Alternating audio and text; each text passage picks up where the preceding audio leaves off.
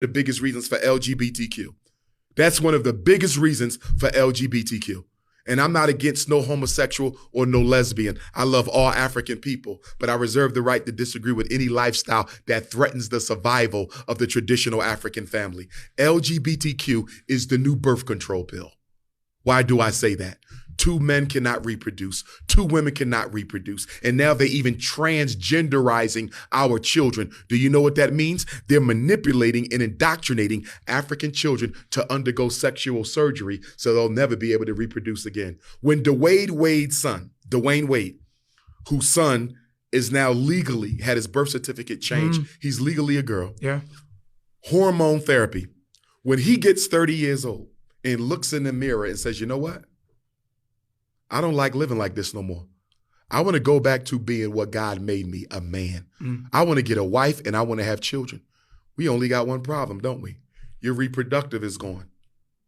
We got another problem. Your testosteronic levels are gone.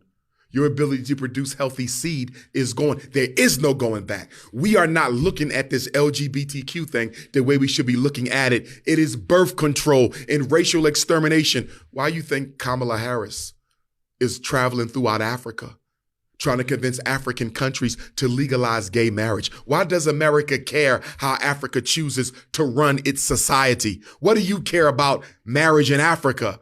Because if we can invade African culture to the point where we can manipulate African children into same-sex relationships or outright transgenderism, which is the extermination of your bloodline, we can start predicting the reduction of the African population. They'll never be able to get rid of all African people, but they can damn sure make a dent in our numbers. But more than that, they can disrupt the natural, traditional, healthy, cultural way that we live our lives, build our families, and run our societies. LGBTQ is one of the greatest weapons of white supremacy against the survival of African people.